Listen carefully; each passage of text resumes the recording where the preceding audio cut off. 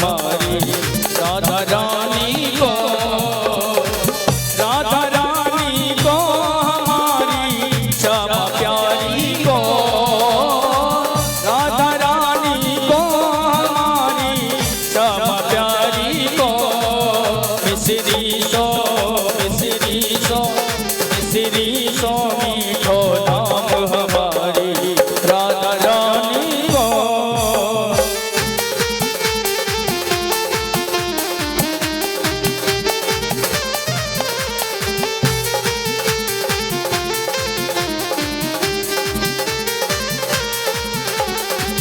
अरे देखो ये बूढ़ी बूढ़ी मैया ने देखो क्या नाच रही है और तुम ऐसे बैठे माटी कैसे धोंदा। दोनों हाथ उठा के नाचते गाते हुए तालियों के साथ। ओ मिसरी सो मीठो नाम हमारी राधा रानी को,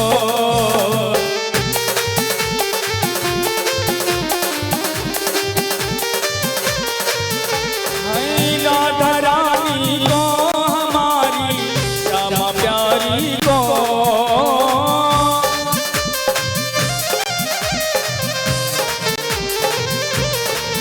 मिसरी सो मीठो नाम हमारी राधा रानी को।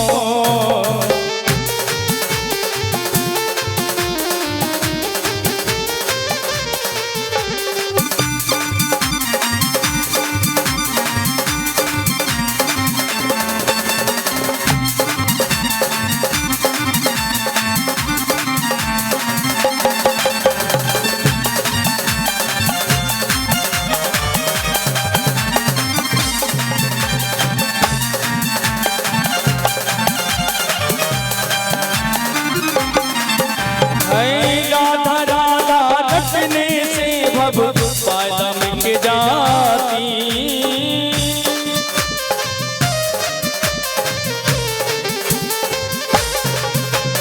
राधा राधा रटने से भव फायदा मिट जाती। चरणन को चरणन को चरणन को चाकर श्याम हमारी राधा रानी को। मिसरी सो मीठो नाम हमारी राधा रानी को।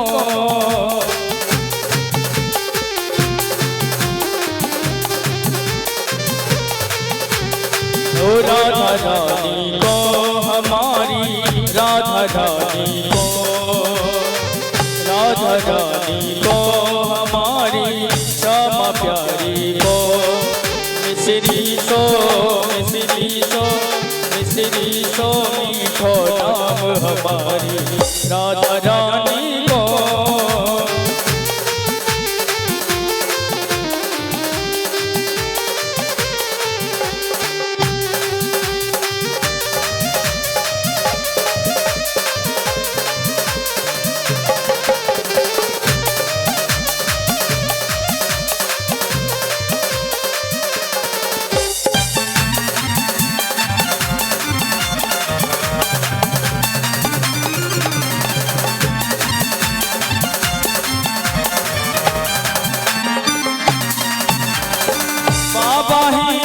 भान कुंवर जी मैया कीर्ति, बाबा ही वृषभान कुंवर जी मैया कीर्ति। ब्रज में ब्रज में ब्रज में बरसानो गाम हमारी राधा रानी को।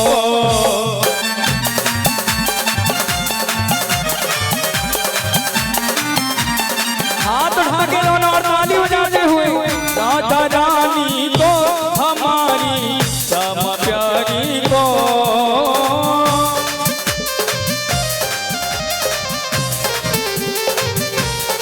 वो ब्रज में बरसानो हमारी राधा रानी को।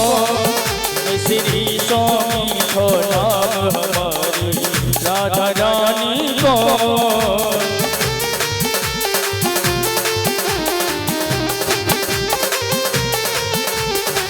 राधा रानी को हमारी श्यामा प्यारी को।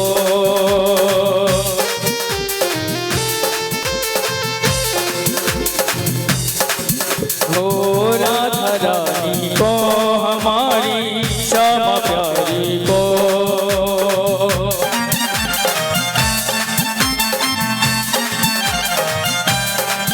मिश्री सो मिश्री सो मिश्री सो मीठो नाम हमारी राधा रानी को। मिश्री सो मीठो नाम हमारी राधा रानी को। आइए एक बार दोनों हाथ खड़े करके और राधा नाम का संकीर्तन करते हुए सभी चले। हरे जय राधे राधे श्री राधे राधे।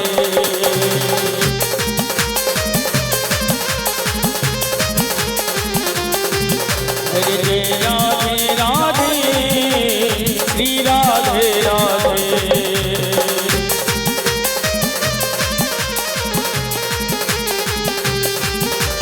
जय राधे राधे राधे श्री राधे राधे। जय राधे राधे राधे श्री राधे राधे। जय श्यामा श्यामा श्यामा श्री श्यामा श्यामा। जय राधे राधे श्री राधे राधे। जय राधे राधे श्री राधे राधे। जय राधे राधे श्री राधे राधे। जय राधे राधे श्री राधे राधे।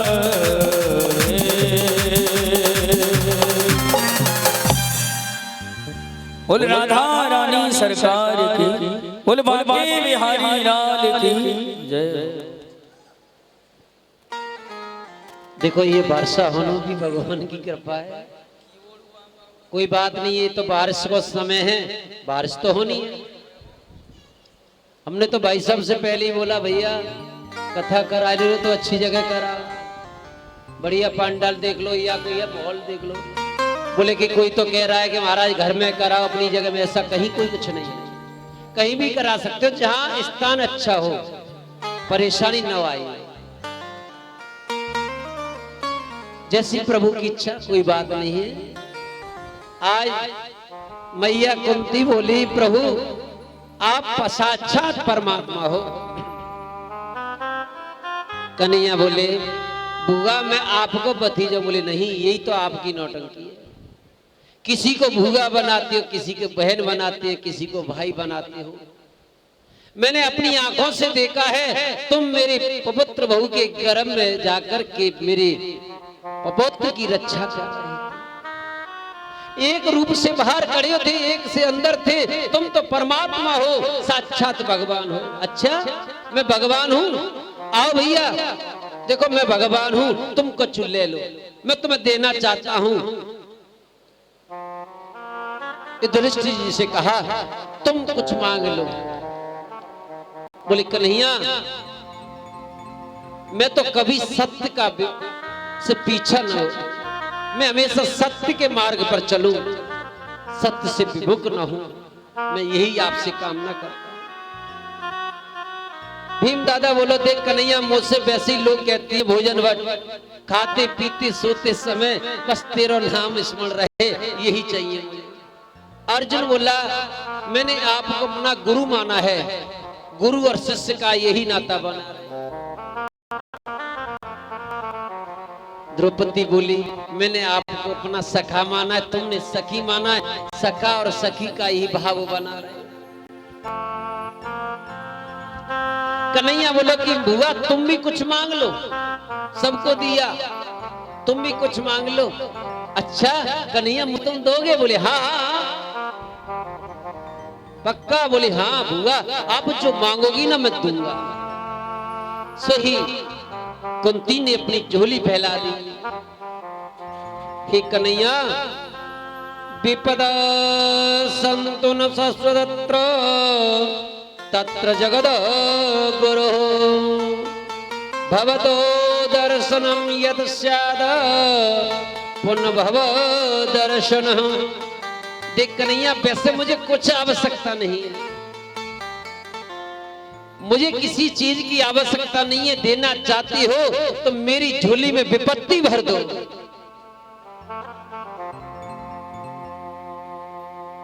कन्हैया बोले कि मैया बुआ तुम कह क्या रही हो, तुम्हें अभी विपत्ति से पेट नहीं भरा।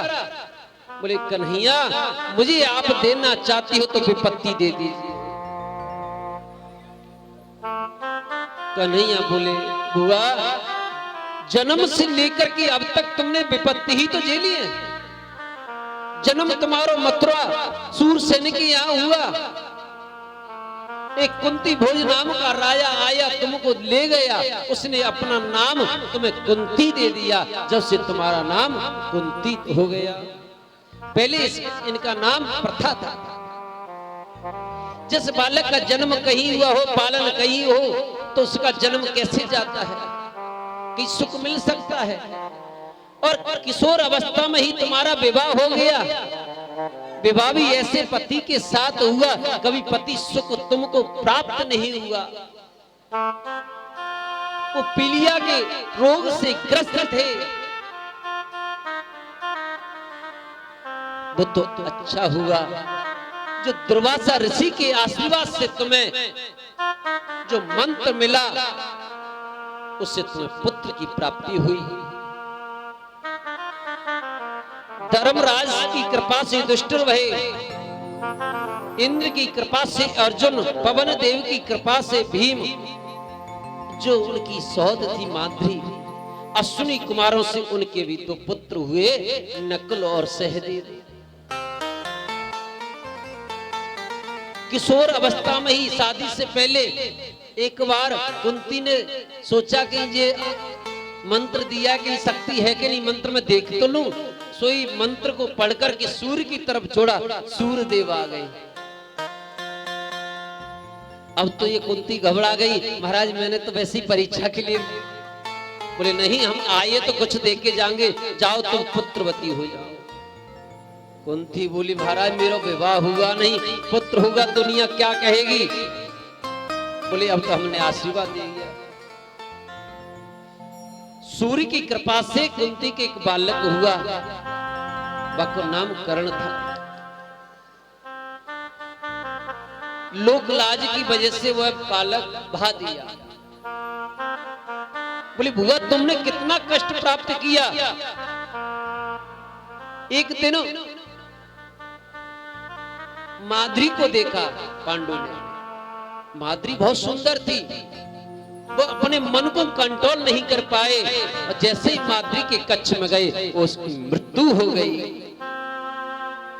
माद्री बोली बहन जब मेरी वजह से पति की मृत्यु हुई है तो मैं इनके साथ सती होना चाहती हूँ, वो भी सती।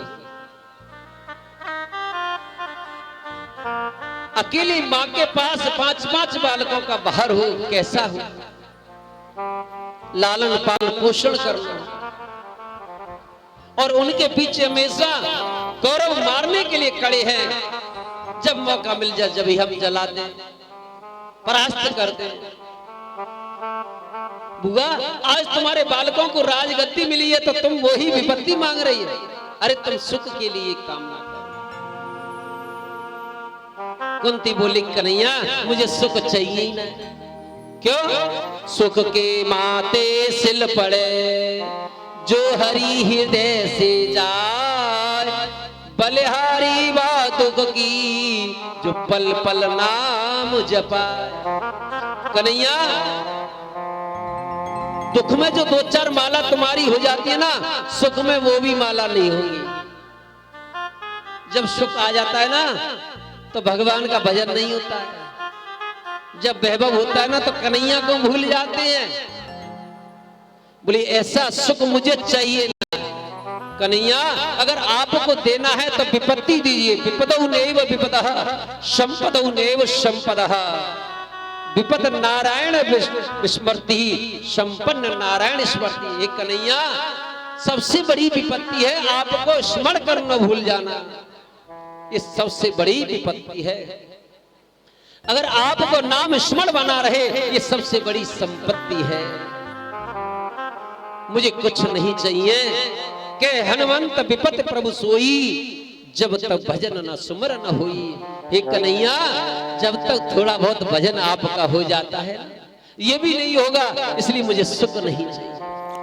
सुख भी मुझे प्यारे हैं,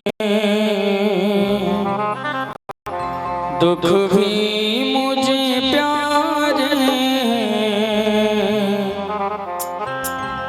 छोड़ूं मैं किसे भगवान,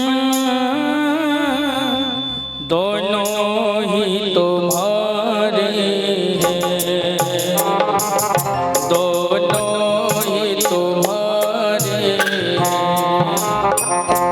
सुख भी मुझे प्यारे हैं, दुख भी मुझे प्यारे हैं, छोड़ूं मैं किसे भगवान, दोनों ही तुम्हारे हैं, दोनों ही तुम्हारे हैं।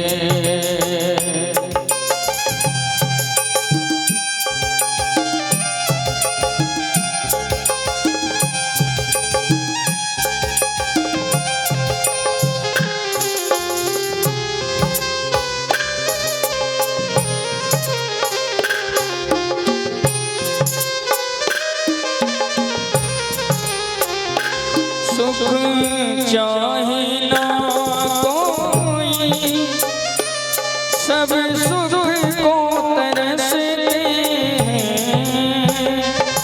दुख चाहे ना कोई, सब सुख को तरसते हैं, दुख में सब रोते हैं, सुख में सब हंसते हैं।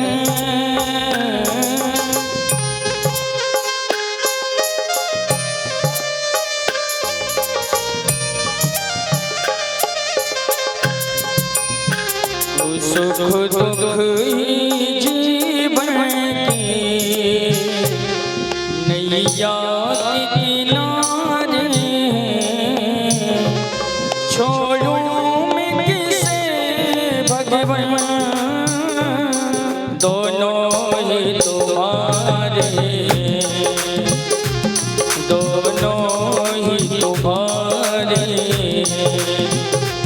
सुख भी मुझे प्यारे हैं, दुख भी मुझे प्यारे हैं, छोड़ूं मैं किसे भगवान, दोनों ही तुम्हारे हैं, दोनों ही तुम्हारे हैं, दोनों ही तुम्हारे हैं, दोनों ही तुम्हारे हैं। मैया बोली, कन्हैया अगर आपको देना है तो मुझे तो दुख दीजिए और कुछ नहीं लेना, विपत्ति ही मेरे लिए सबसे बड़ा सुख है।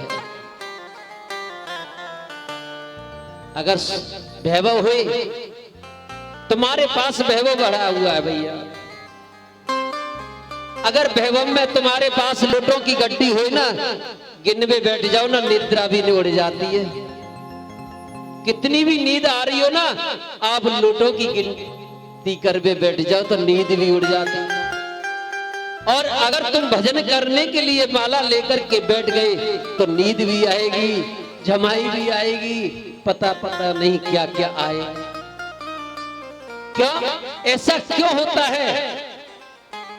क्योंकि तुमने लोटों को अपना माना है, वैभव को तुमने अपना माना है। कन्हैया का भजन, भगवान का भजन करना अपना नहीं माना, इसलिए नींद आ रही। अरे जीवन में विपत्ति होगी तो हर पल भगवान का भजन करोगे, भगवान को याद करेंगे। जब जीवन में सुख आता है ना तो सबको भूल जाते हैं।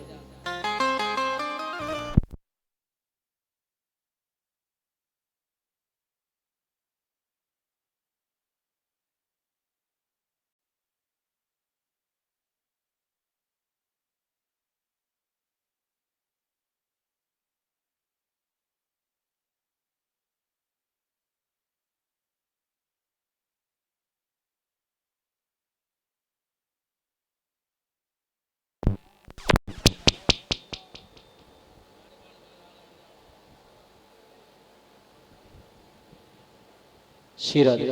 देखो धन कमाना चाहिए, धन कमाने के लिए मना नहीं है, परंतु धन का कमाने के बाद क्या करना चाहिए? 10% दान करना चाहिए। हम भगवान को भजन नहीं करते, हम लोटों को गिनने में लगे रहते हैं। जो नौकरी होवे ना, वो पैसे पे केवल अकाउंट में तनख्वाह आती रहती है, महाराज भरने दो, दान किसके लिए? कमाते रहो, हमारे नाती पंती खाएंगे। अरे वो अपने लिए कमाएंगे, तुम अपने लिए कमाओ। क्या तुम्हारे पैसे से वो मालूम है कि वो बड़े हो जाए? पता नहीं कैसा बालक होए जो तुम्हारे पैसे से कहीं उल्टा कुछ करने लग जाए, फिर क्या होगा? तो जितना है ना उतने में ही संतुष्ट रहो, परंतु भगवान का भजन कभी मत भूलो। भगवान बोले कि बुआ, आज तुम्हारे बालक जब राजा बनने जा रहे हैं तो तुम बोले कि नहीं कन्हैया, हमें तो विपत्ति चाहिए। एकदम कन्हैया शांत खड़े हुए और कन्हैया के नेत्रों से अश्रु प्रवाह होने लगी। अर्जुन बोले कन्हैया क्या हुआ, क्यों रो रहे हैं? बोले मेरा भक्त मुझे बुला रहा है, मुझे भक्त की याद आ रही है। बोले कौन? बोले भीष्म पितामह बाणों की सैया पे पड़े हुए हैं। कन्हैया पांडवों को लेकर के, द्रौपदी को लेकर के जहां भीष्म पितामह बाणों की सैया पे पड़े वहां पहुंच गए। कन्हैया को देख करके भीष्म पिता ने नेत्रों से ही प्रणाम किया, खड़े हो नहीं सकते। कन्हैया बोले देखो भीष्म पितामह, ये तुम्हारे बालक पांडव आए हैं, ये राजा बन गए हैं, ये राजा बन गए, इन्हें कुछ आप राज के नियम सिखाओ। भीष्म पितामह बोले कन्हैया, अगर आदर सीखना है तो तुमसे सीख, क्योंकि तुम दूसरे को आदर देते हैं। जो दूसरे को आदर देता है ना, वही आदर प्राप्त कर सकता है। जो दूसरे के लिए झुकेंगे ना, तो तुम्हारे लिए भी दुनिया झुकेगी। धन्य है कन्हैया, तुम मुझको इतना बड़ा समझ रहे हो, मैं तुम्हारे सामने क्या उपदेश दूं? बोले नहीं, तुम उस उम्र में बहुत बड़े हो, तुम्हें उम्र का तो तजुर्बा है ना, समझाओ ना कि राजा को क्या कर्तव्य होता है। क्योंकि युधिष्ठिर जी जो कन्हैया समझाते ना, तो बालक समझते कि ये हमसे छोटा है, ये हमें क्या समझाएगा। इसलिए कन्हैया भीष्म पितामह के यहां ले गए। भीष्म पितामह बोले देखो पांडव, तुम राजा बने ना, राजा का कर्तव्य होता है, तुम गृहस्थी भी हो, तो एक तो आलस नहीं करना और खूब धन कमाना।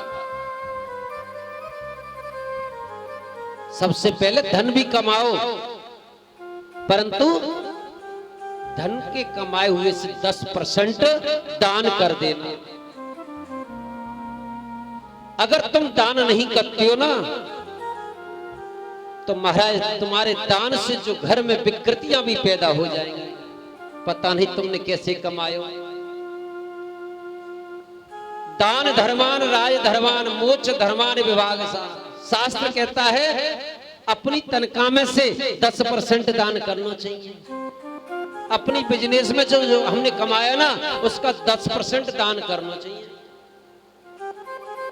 तन पवित्र सेवा किए, धन पवित्र कर दान, मन पवित्र हरि भजन सो त्रिविध होत कल्याण। हाँ, ये शरीर मिला है ना, तो संतों की गुरुओं की सेवा करनी चाहिए। अब जाकर ब्रज 84 कोस की यात्रा करनी चाहिए, गिरिराज जी की यात्रा करनी चाहिए, दान करना चाहिए, तभी धन पवित्र होता है। और भजन करना चाहिए, तब मन पवित्र होता है। जब ये तीनों चीज तुम्हारे जीवन में हो जाएगी ना, तुम्हारा कल्याण हो जाएगा। हम तुम दान नहीं करते, धन कमाना जानते हैं। कमाओ, बैंक में डालो। तुम जैसे आयो वैसे ही चले जाओगे। तुमने कोई सत्कर्म नहीं किया तो उस धन का क्या फल? अरे जो हमने धन कमाया है उसका दान करना चाहिए। बोले किसी की सैलरी ज्यादा हो तो ज्यादा दान करो, छोटी हो तो कम करो। दान सबके लिए बताया गया है।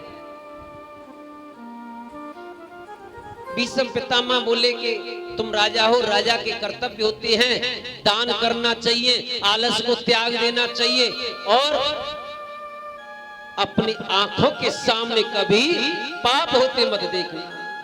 और आंखों के सामने पाप है रहे तो तुम्हारी भुजा में बल होए तो मुकाबला करना चाहिए, अन्यथा वहां से निकल जाना चाहिए। क्योंकि आंखों के सामने पाप होते देखना वो महापाप होता है। बस ऐसे भीष्म पितामह ने कहा, द्रौपदी हंस गई। भीष्म पितामह बोले बेटा तुम बीच में हंसियो, क्या कारण है बता। द्रौपदी बोले नहीं बाबा गलती हो गई। बोले नहीं, जो कुलवती नारी होती है ना वो बड़ों के मध्य में हंसती नहीं है, कोई ना कोई कारण होता है जब ये हंसती है, बताओ ना। द्रौपदी बोली भीष्म पितामह आज इतनी बड़ी बात कह रहे हैं, आंखों के सामने पाप होना वो महापाप है। आपको याद है ना भरी सभा में मुझको खींच करके लाया जा रहा, दुष्ट दुशासन। जब मेरे पति अपने आप को हार गए तो उन्हें क्या अधिकार था जो मुझे दाव लगा सकते थे।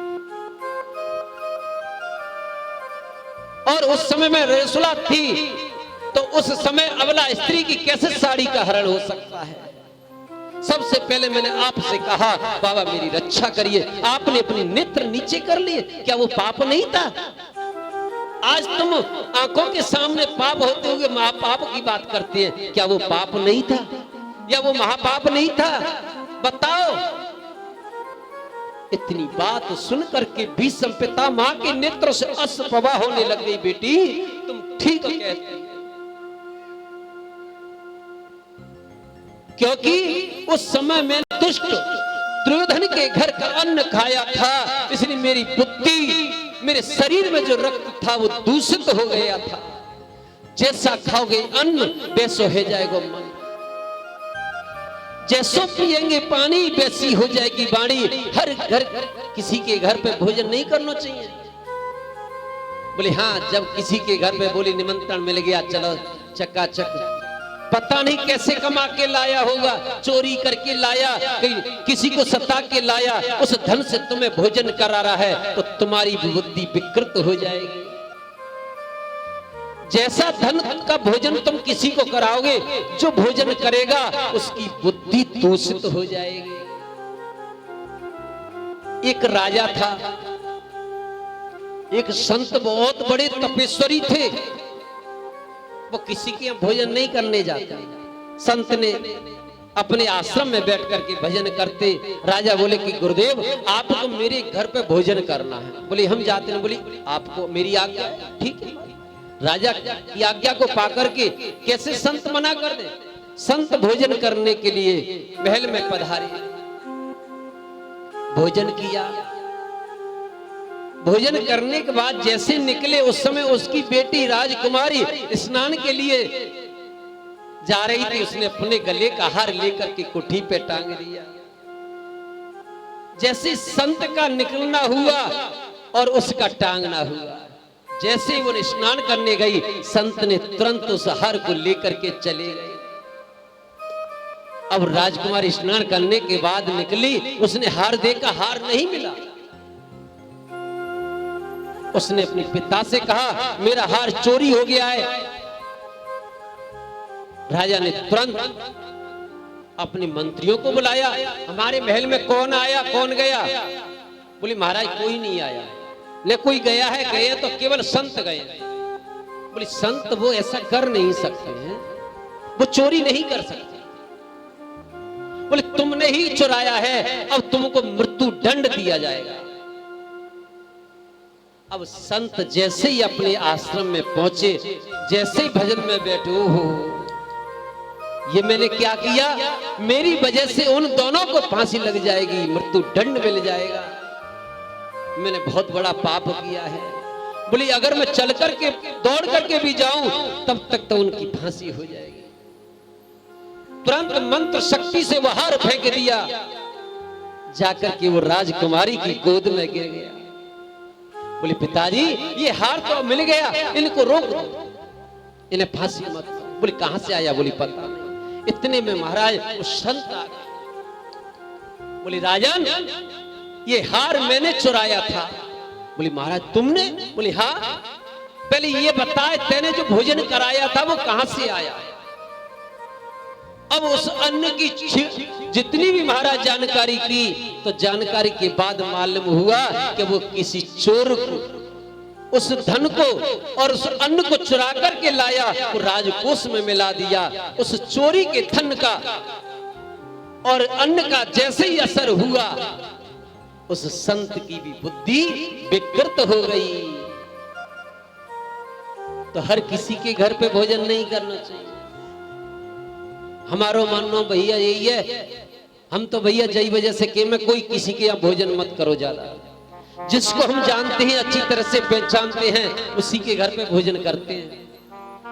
हम किसी के घर पे भोजन नहीं करते। बोले कि पंडित जी तुम्हारो निमंत्रण आ जाना। बोले नहीं, पता नहीं कैसे कमा के लाया हो, चोरी का हो या कहीं अपराध का हो, तो हमारी बुद्धि विकृत हो जाएगी। बेटी तुम ठीक कह रही हो, उस समय हमारी बुद्धि विकृत हो गई। आज वो अन्न से जो हमारे शरीर में रक्त था वो निकल चुका है।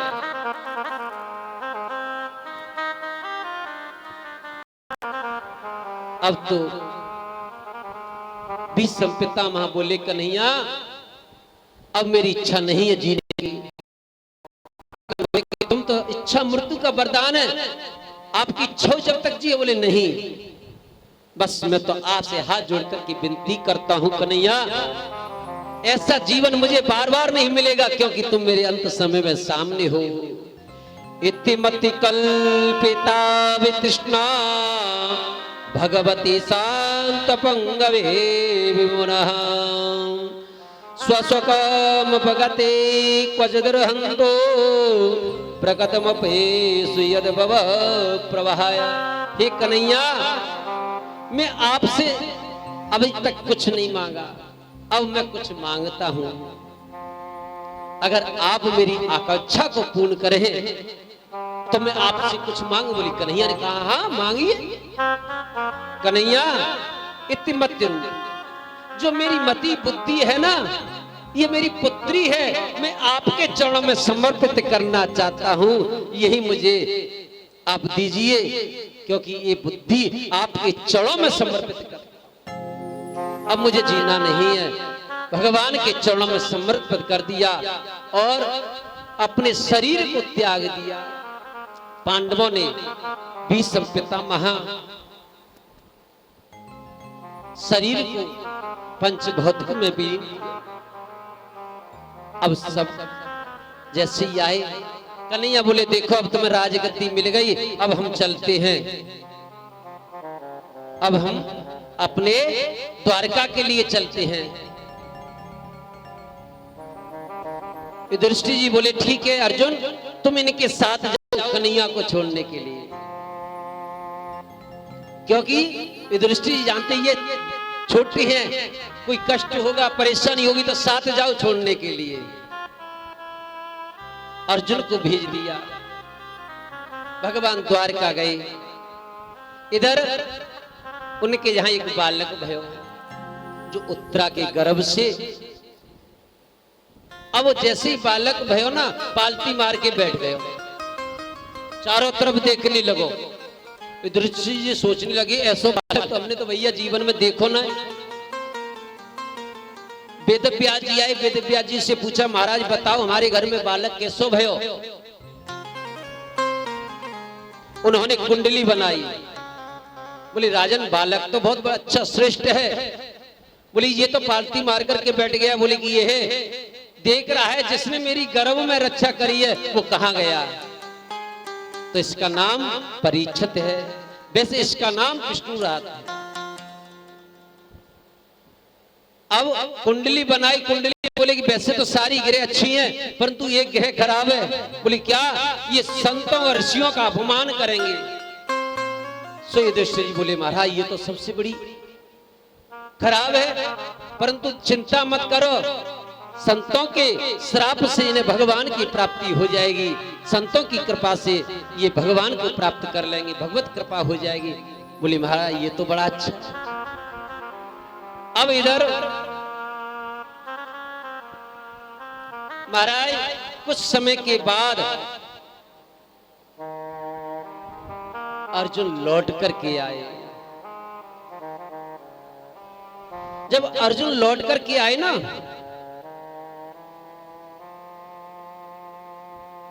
तो अर्जुन के चेहरा की मलिनता हो गई। युधिष्ठिर बोले अर्जुन क्या हुआ, अरे तुम्हारे चेहरे का तेज कैसे नष्ट हो गया, क्या हुआ बताओ तो सही।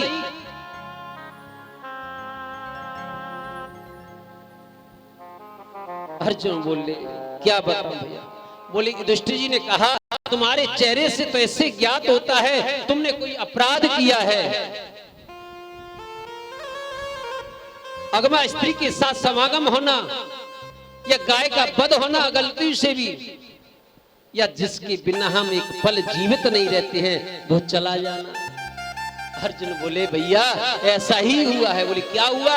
बोले हमारे कन्हैया हमारे सर्वेश्वर इस धरातल को छोड़ के चले गए। जैसे कुंती मैया ने सुना कि हमारा कन्हैया चला गया,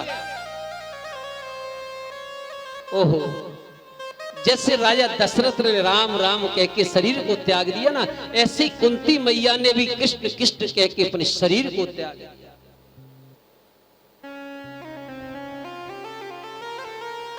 युधिष्ठिर बोले तुरंत परीक्षित का राज्य अभिषेक करो।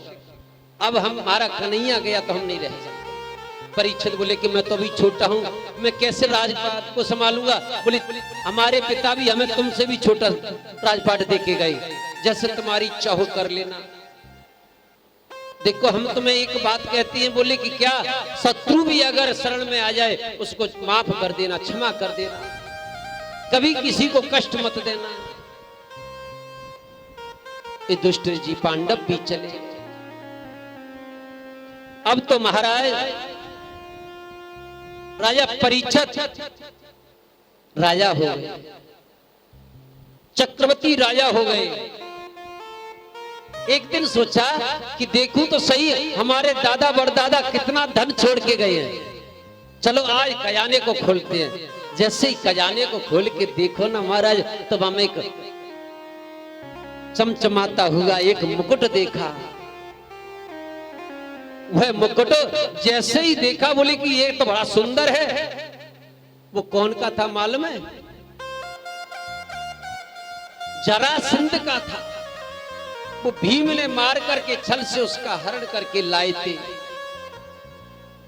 उससे पहन करके जैसे ही गए जंगल में शिकार खेलने के लिए, महाराज बुद्धि थोड़ी विकृत हो गई।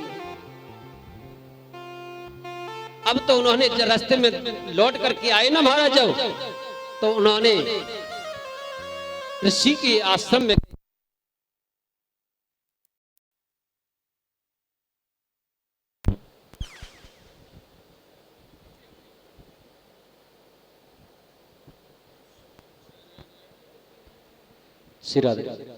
जैसे ही शिकार खेलने के लिए गए ना राजा परीक्षित, तो जंगल में बड़ा एक दृश्य देखा। बोले क्या, एक लंबा सा व्यक्ति है, काली पट्टी बांधा हुआ है, काले कपड़े पहने हैं और नगन तलवार लेकर के हाथ में खड़ा है, और एक बैल के 3 पैर तो काट चुका, चौथे को काटने के लिए तैयार है। गाय रो रही है। बोले ये कौन है? गाय पृथ्वी है। और जो बैल है ना वो धर्म है, धर्म के दया सत्य, ये सारे पैर कट गए हैं। अब एक पैर से खड़ा है। ये काला काला व्यक्ति कौन है? ये कलयुग है। ये नहीं चाहता है कि मेरे राज्य में कोई धर्म करे, दया करे। छोड़ूंगा नहीं। जैसे ही राजा परीक्षित ने देखा, बोली तुम कौन हो? मेरे राज्य में ये क्या कृत्य कर रहे हो? मैं तुझे छोड़ूंगा नहीं, मार दूंगा। अब कलयुग समझ गया राजा परीक्षित मुझे मार देंगे, तुरंत आकर के चरणों में लेट गया। परीक्षित ने क्षमा कर दिया, बोले कि तुम यहां से निकल जाओ, जाओ मेरे राज्य को छोड़ करके। एक कलयुग बोला, राजन मैं कहां जाऊं? आपका चारों तरफ आपका ही राज्य, में कहां जाऊं? बोले जा, मैं तुझे 4 जगह देता हूं, वहां तू निवास करना। दूतम पानम स्त्रिय सूना यत्रा धर्म चतुर्विदः। राजा परीक्षित ने 4 जगह दे दी। दूतम, दूतम जानते हैं? जुआ। जिनके घर में जुआ होता है, जो जुआ खेलते हैं, समझ लो वहां कलयुग का वास है।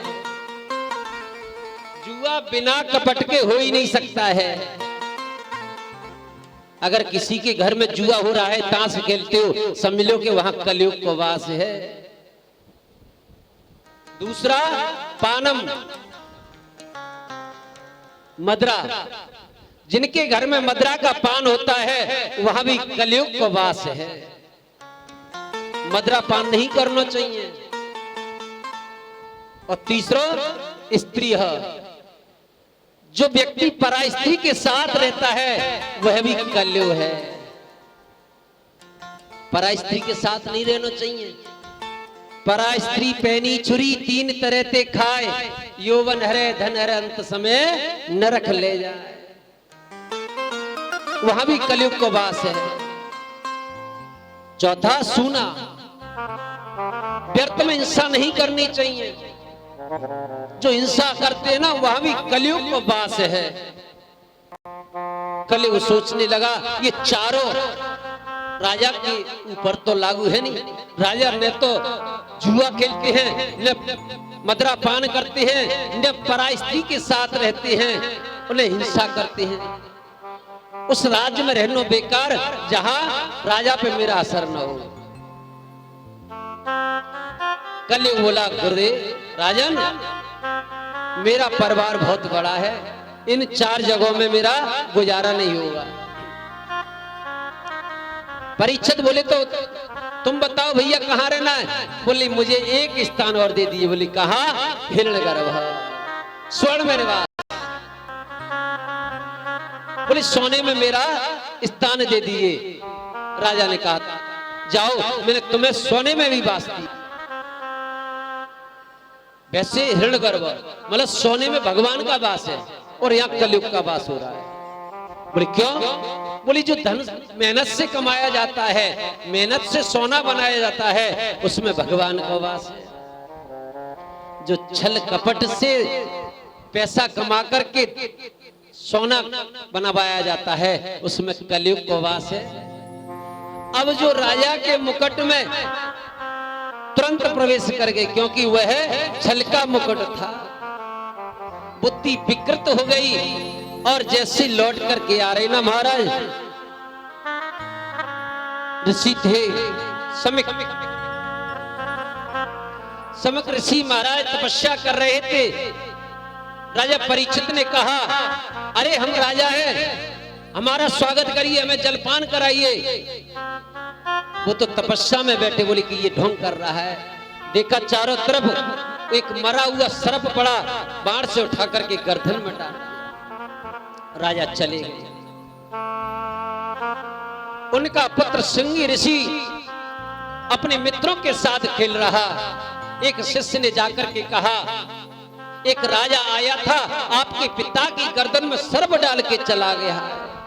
तुरंत जल लेकर के श्राप दे दिया। बोली राजन जाओ, ये तुम्हें 7 दिन में तक्षक नाम का सर्प बन के तुम्हें डस लेगा, तुम्हारी मृत्यु हो जाएगी। अब ये दौड़ करके आए, रोने लगे। जब रोने की आवाज समुद्र ऋषि ने सुना, बोली क्या हुआ? नेत्र खुले, बोले कि पिताजी तुम्हारे गले में सर्प।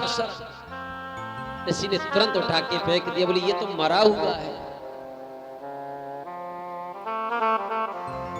श्रृंगी ऋषि बोले पिताजी इस राजा ने जो कृत्य किया है ना, मैंने भी इतना दंड दिया है, वो भी याद रखेगा। बोले क्या दिया? बोले 7 दिन में उसकी मृत्यु हो जाएगी। समीक ऋषि बोले बेटा ये तुमने क्या किया? वो तो हमारे देश का राजा है। अरे हमारा कर्तव्य था हमारे आश्रम में आए तो उसकी सेवा करना, परंतु आपने श्राप दे दिया जो बदल नहीं सकता है। तुरंत एक गुरुमुख नाम को शिष्य को बुलाओ, जाओ राजा से कह दो कि तुम्हें 7 दिन में मृत्यु हो जाएगी। जैसे ही राजा महल में पहुंचा, मुकुट उतारा, सोई पश्चाताप होने लगा। अरे मैंने संत का अपमान किया है, मृत्यु हो जाना चाहिए, मर जाना चाहिए इसी जिंदगी से। इतने में तो महाराज गुरुमुख नाम का शिष्य आया। राजन तुम्हें 7 दिन में मृत्यु होने का श्राप मिल गया है। राजा बड़े जोर से हंसा, वाह जय हो। अरे मैं तो 7 पल जीवित नहीं रहना चाहता, क्योंकि मैंने निरपराध संत का, ऋषि का मैंने अपमान किया है। इस जिंदगी से जीना नहीं चाहिए। पत्नी को बुलाया, देखो मैं तुम्हें एक प्रश्न। बोले क्या? मैं 7 दिन पहले से मर नहीं सकता। बोले ऐसा क्यों? बोले कि मुझे संत का, ऋषि का आशीर्वाद मिला हुआ है, ये नहीं का श्राप। दुनिया में सबसे पहले मैं कह सकता हूं 7 दिन पहले मेरी मृत्यु हो ही नहीं सकती, क्योंकि हमको और आपको एक पल की नहीं पता। तुरंत महाराज अपने तुरंत हस्तिनापुर को दुल्हन की तरह सजवायो। अपने पुत्र, ज्येष्ठ पुत्र जन्मेजय को राज्याभिषेक करा करके राजा बना दिया और गंगा के तट पर पहुंच गए। बोले कि जिसकी मृत्यु नजदीक हुए वह क्या करना चाहिए? बड़े बड़े वहां संत आए, ब्रह्मा के पुत्र वशिष्ठ मुनि आए, वशिष्ठ मुनि के पुत्र शक्ति भी आए, शक्ति के पुत्र पाराशर मुनि बैठे हैं, पाराशर मुनि के पुत्र वेद व्यास वहां बैठे हुए हैं। बड़े बड़े ऋषि, मार्कंडेय ऋषि भी बैठे हुए हैं। किसी ने कोई हल नहीं बताया। सुखदेव जी महाराज तपस्या में थे, बोले कोई नहीं बताता, तो स्वयं सुखदेव जी आए और सुखदेव जी उस सभा में प्रवेश किया। तब सब खड़े हो गए। बोले सुखदेव जी महाराज की जय। परीक्षित से बोले देखो ज्यादा बड़ाई मत करना, इन्हें प्रशंसा अच्छी नहीं लगती है। तुरंत परीक्षित खड़े होकर के आसन दियो और हाथ जोड़ करके कहने लगे गुरुदेव जिसकी मृत्यु नजदीक हुई वह क्या करना चाहिए? सुखदेव जी बोले उसे भगवत शरणागति ले लेनी चाहिए। जो भागवत की शरणागति लेता है उसे गोविंद की प्राप्ति हो जाती है। जो बड़े बड़े ऋषि नहीं बता पाए वो 16 वर्षीय सुखदेव जी महाराज ने राजा परीक्षित की समस्या को हल कर दिया। सुखदेव जी की इस बात को सुनकर के सब गदगद हो गए। सुखदेव जी बोले राजन तुमने सबसे पहले यही प्रश्न किया जिसकी मृत्यु नजदीक हो क्या करना चाहिए। अब तुम बताओ भय है क्या? गुरुदेव आप जैसा गुरु मिल जाए उसकी क्या मृत्यु हो सकती? सुखदेव जी की कृपा से राजा परीक्षित का उद्धार हुआ। किसकी वजह से? संत की कृपा से। बोली वृंदावन बिहारी लाल की जय। देखिए पूरे समाज का कल्याण के लिए तुमने प्रसन्न किया है। ये एक की बात नहीं है। अगर मृत्यु की प्राप्ति होनी है तो बोले कि हर आदमी की मृत्यु होनी है। जीवन मिला है तो मृत्यु सत्य है, मृत्यु भी होनी है। तो जिसकी मृत्यु नजदीक हो उसे क्या करना चाहिए? ये पूरे संसार के लिए सुखदेव जी कहते हैं, परीक्षित तुमने संसार के लिए उत्थान की बात करी है। सुखदेव जी ने वेद की ओर से कलयुग में व्यक्ति की उम्र वैसे सतयुग में 100 वर्ष, महाराज 1000 वर्ष थी, और कलकाल में आते आते केवल 100 वर्ष की उम्र बची है। और 100 वर्ष की उम्र में भी महाराज 50 वर्ष सोते निकल जाती है, 25 वर्ष खेलते कमाते निकल जाती है। बची कितनी? 25। और 25 वर्ष की उम्र में शादी हो जाए फिर तो महाराज बीवी बच्चों के चक्कर में पड़ जाए, भजन कब करेगा? ससुराल सुख की सास दिना 2-4। हाँ, जब ससुराल हो जाए ना तो ससुराल में घूम तो रहे बीवी बच्चों के साथ।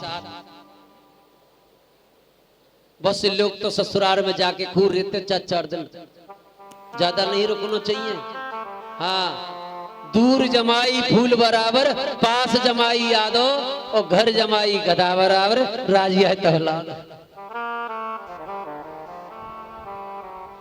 जमाई की जब ही वैल्यू होती है महाराज, 1-2 साल में आए पूरा घर सफाई करने में लग जाता है कि आज हमारे दामाद आ रहे हैं, लाला आ रहे हैं। और रोज आ रहे हो तो बातें तो कह दे महाराज, कुर्सी उठा लो बैठ जाओ। और घर में रह रहे हो तो लाला तुम बाजार जा रहे हो ना, कछु धनिया टमाटर मिर्च आटो ले ही हो। 25 वर्ष की उम्र ऐसे निकल जाती है, भजन करने के लिए कहीं नहीं समय बचा। बताओ कैसे कल्याण होगा? बस लोग कहते हैं बड़े अभी हम बच्चा हैं, बड़े हो जाएंगे तो भजन करेंगे। महाराज कोई उम्र नहीं होती है भजन की। जब आंख खुले जब सवेरो है, जब मन करे जब ही भगवान को भजन करो।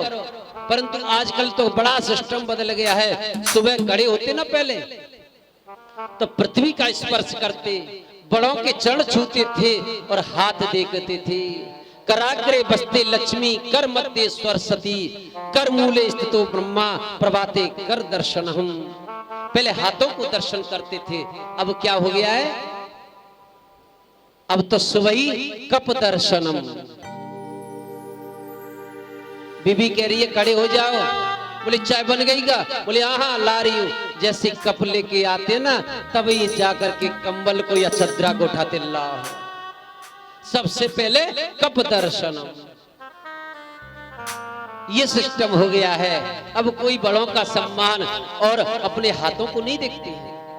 जो व्यक्ति सुबह खड़ा होकर के अपने हाथों की हथेलियों को देखता है और फिर अपने हाथों को ऐसे चेहरे पे फेर ले तो जीवन में दुख होगा नहीं, उसका दिन पूरा अच्छा निकलेगा। सुखदेव जी कहने लगे, राजन भगवान की सारी सृष्टि को परमात्मा ने कैसे बनाया है मैं आपको श्रवण कराता हूं। भागवत धर्म है क्या? नारायण के पुत्र ब्रह्मा, ब्रह्मा के पुत्र कौन है, क्या करते हैं, ये सारी सृष्टि का पालन मैं तुमको समझाता हूं। ब्रह्मा का प्रकट कैसे हुआ? एक बार क्षीर सागर में से सैया पर नारायण भगवान लेटे हुए थे। उनकी नाभि से कमल निकला और कमल से ब्रह्मा जी का प्रादुर्भाव हुआ। ब्रह्मा जी ने चारों तरफ देखा, 4 मुख थे। बोले मैं कहां से आया हूं? उस कमल की तेतुली में गए, जाए बाहर आए, परंतु कहीं मिला नहीं कि कहां से मेरा प्रादुर्भाव हुआ। उसमें से आवाज निकली, तप तप। तो ब्रह्मा जी ने तप किया। तप करने के बाद उनको मालूम हुआ कि मेरा प्रादुर्भाव कहां हुआ। महाराज ब्रह्मा जी ने इतना तप किया, तप के से प्रभाव से ही उनको विधाता बना दिया, सृष्टि के पालनहार बना दिए। जाओ तुम सृष्टि करो। ब्रह्मा ने कहा महाराज दुनिया को थोड़ा सा ऐश्वर्य मिल जाता है तो उसको अभिमान हो जाता है। तुमने मुझे सृष्टि करने के लिए आदेश दिया है तो मुझे कहीं अभिमान ना हो जाए। नारायण ने ब्रह्मा जी को 4 श्लोक दी, जो कि आज 18,000 श्लोक हैं। अहमेव समव्याग्रे नान्यद सद तत्परम पंचादहं यदेतच्च योऽहं शिष्यते सोऽस्यहम् वृत्तेरथं यत प्रीत्येन प्रतीयेत चात्मनि तदितात्मनो मायां यथा वासो यथा तमः यथा महान्ति भूतानि भूतेषु चावनेश्वरो प्रविष्टान्यं प्रविष्टानि तथा तेषु न तेष्वहम् एतावदेव जिज्ञासं तत्त्वजिज्ञासुन आत्मनः अन्वयक्तरे काव्यं यतस्यातः सर्वदा। ये नारायण ने ब्रह्मा जी को 4 श्लोक दी और ये 4 श्लोक महाराज ब्रह्मा जी ने अपने पुत्र नारद को दी। नारद ने वेदव्यास जी को दी। उनसे 18,000 श्लोक प्रादुर्भाव हो गए।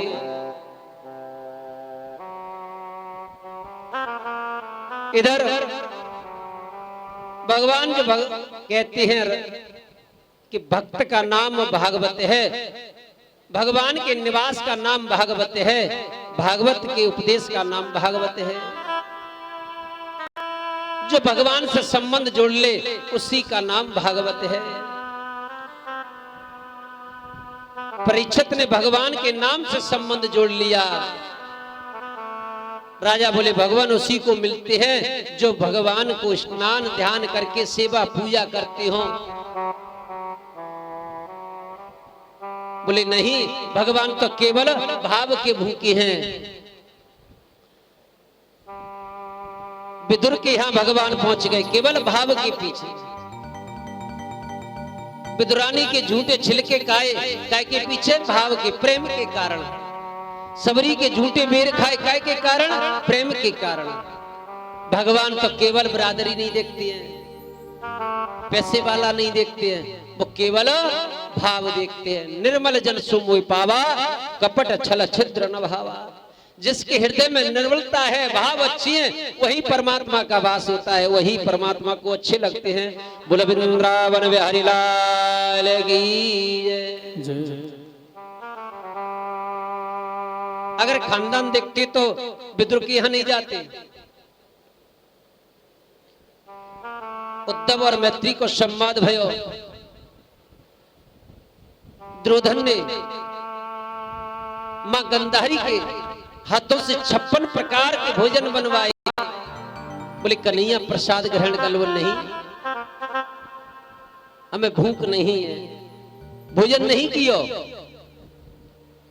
क्योंकि वह अहंकारी था, भाव नहीं था, इसलिए भगवान ने भोजन ग्रहण नहीं किया। शांति दूत बनकर के आए ना जब, भगवान ने काफी समझाया, परंतु युधिष्ठिर दुर्योधन नहीं समझा। बिना युद्ध के मैं कोई एक क्षण सुई की नोक के बराबर जगह नहीं दूंगा। भगवान ने काफी समझाया कि अभी तुम युद्ध की परिभाषा जानते नहीं है। ये बड़बड़ाने लगा। भगवान ने कहा तुम्हारी इच्छा है, हम तो आपको समझाने के लिए आए हैं। भगवान ने काफी समझाया, नहीं माना। भगवान भी चाहते, बोले तुझे युद्ध करना है तो युद्ध कर। तो कौरव पांडवों को घोर युद्ध हुआ। उस युद्ध की ज्वाला को देखा ना क्या हुआ, कितने बालक अनाथ हो गए, कितनी माताओं के माथे से सिंदूर हट गया। युद्ध की बात तो हम करते हैं बात, परंतु युद्ध का जब भयानक जो सपना सा होता है वो क्षण भर में नष्ट कर देता है।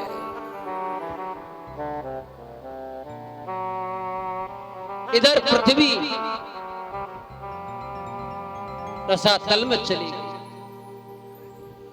ब्रह्मा जी को बड़ी चिंता होने लगी, क्या करें, कैसे पृथ्वी को निकाला जाए।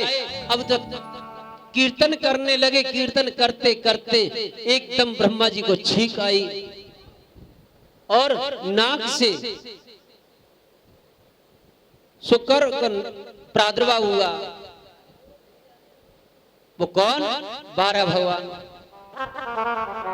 बोले 12 भगवान की जय। वो दौड़ करके सीधे रसातल में जाने लगे पृथ्वी को लेने के लिए। इधर आकाश मंडल में हिरणाक्ष घूम रहा था, नारद जी को पकड़ लिया। कहां जाती हो, वीणा बजाते रहते हो या हमसे युद्ध भी करवाओ। नारद जी बोले मैं कभी युद्ध किया ही नहीं है, हम तो केवल वीणा बजाते हर गुण गाते हैं। बोले आज मेरे हाथों में खुजली है, तुम्हें युद्ध करना पड़ेगा। नारद जी बोले मैं तुम्हें ऐसे योद्धा को बता दूं जो तुम्हारी खुजली और तुमको ही मिटा दे। बोले देखो जो पृथ्वी को लेकर के आ रहा हो ना, तुम उससे युद्ध करो, दोनों को मिटा देगा। उधर से भगवान जैसे ही पृथ्वी को लेकर के आ रहे थे, इधर हिरणाक्ष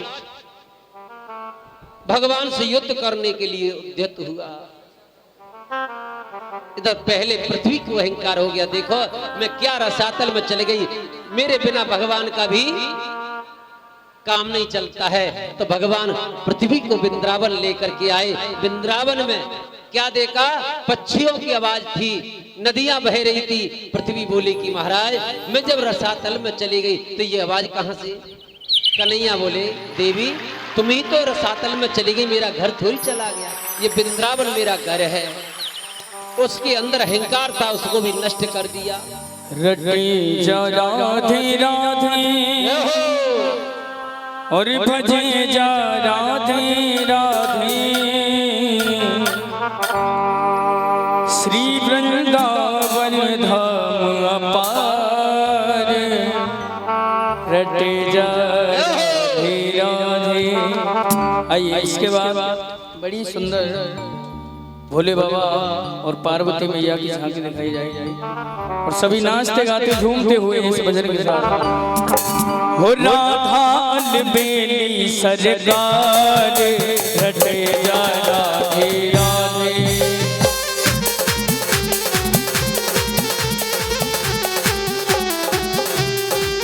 हो रटे जा राधे राधे, हाँ भजे जा राधे राधे।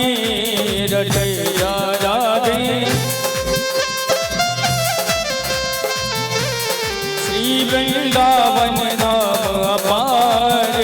रटे जा राधे राधे।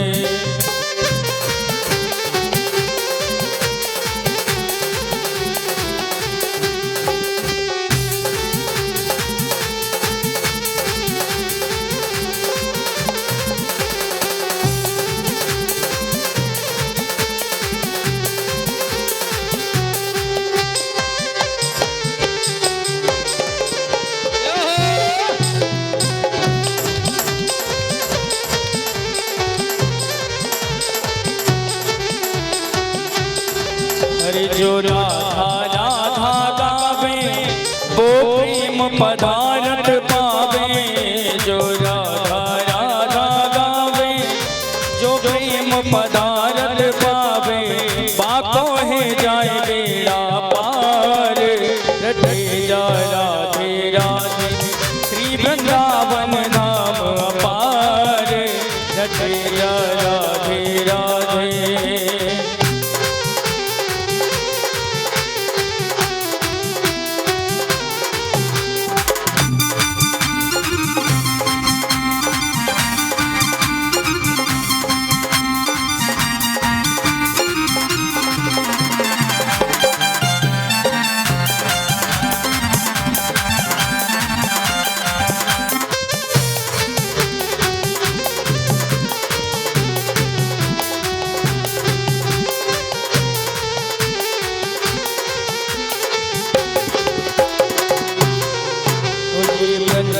वृंदावन की लीला मत जानो गुड़ को चीला।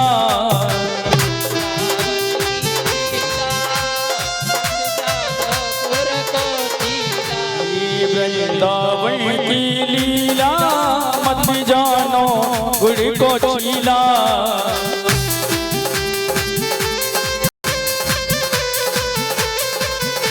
हो या है जाने ब्रज लीला रटे जा राधे राधे श्री वृंदावन धाम अपार रटे जा राधे राधे।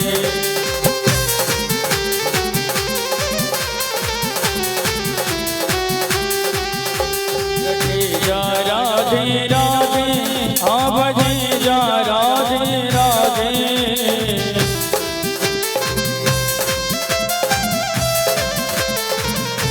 ओ श्री वृंदावन धाम अपार रटे जा राधे राधे।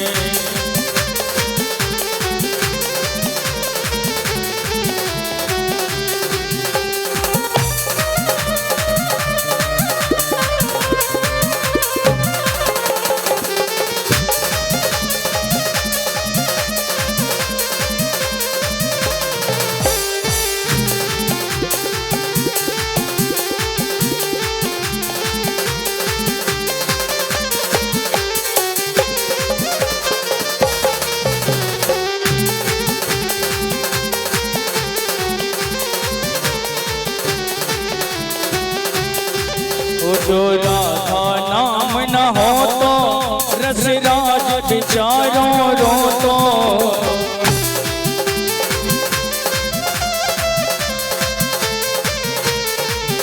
जो राधा नाम न हो तो रस राज विचारों रो तो।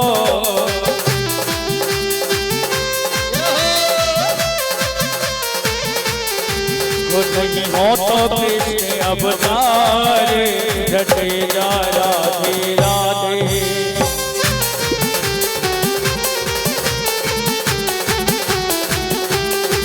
हो रटे जा राधे राधे हाँ भजे जा राधे राधे।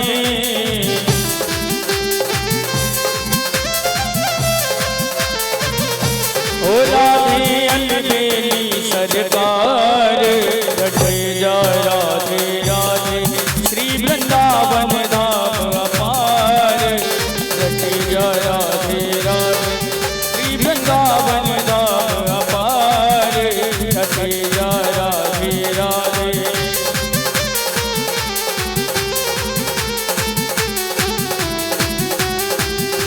रटे जा राधे राधे हाँ भजे जा राधे राधे। रटे जा राधे राधे भजे जा राधे राधे। राधे अलबेली सरकार रटे जा राधे राधे श्री वृंदावन धाम अपार रटे जा राधे राधे श्री वृंदावन धाम अपार रटे जा राधे राधे श्री वृंदावन धाम अपार रटे जा राधे राधे श्री वृंदावन धाम अपार रटे जा राधे राधे।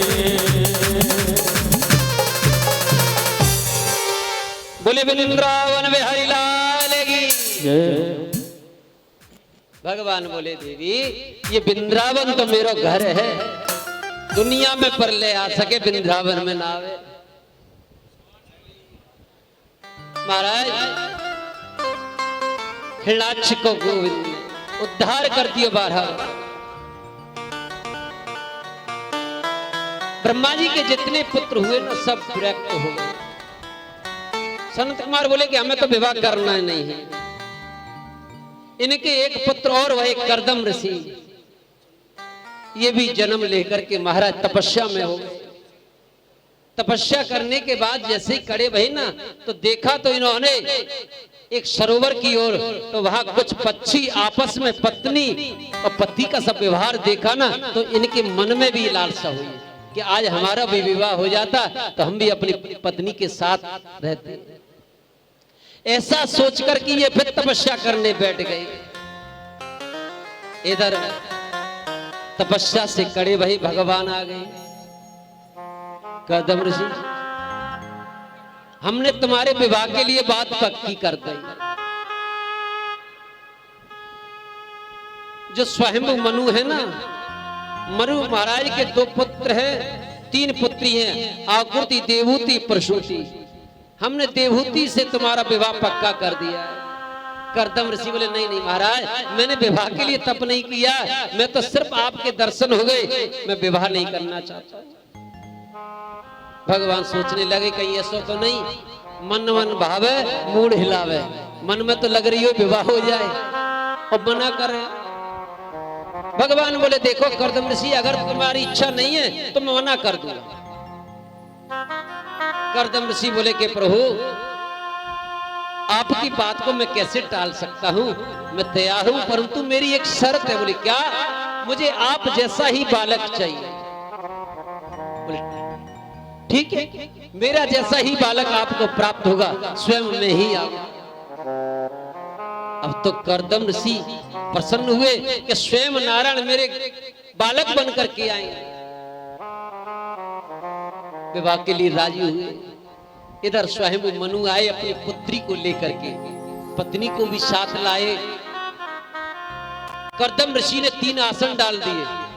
बोले महाराज बैठ जाओ। मनु महाराज पत्नी के साथ बैठ गए। जो देवहूति है वो सोचने लगी इन्होंने आसन दिया है, बैठू या नहीं बैठू। इधर कर्दम ऋषि परीक्षा कर रहे हैं ये मेरी पत्नी बनने योग्य है या नहीं। देवहूति ने जैसे महाराज अपना सीधो हाथ आसन पर रख कर के बैठ गई। पति के दिए हुए आसन पर स्त्री को बैठना नहीं चाहिए। अब वह सीधा हाथ रख करके बैठ गई। कर्दम ऋषि समझ गए ये मेरी पत्नी बनने योग्य है, विवाह हुआ। राजा से बोले देखो मैं विवाह के लिए तैयार हूं, एक पुत्र ही प्राप्त होते ही मैं फिर वन में तपस्या के लिए चला जाऊं। बोली हाँ। विवाह हो गया। पत्नी को लेकर के जैसी कुटिया में रहने लगे।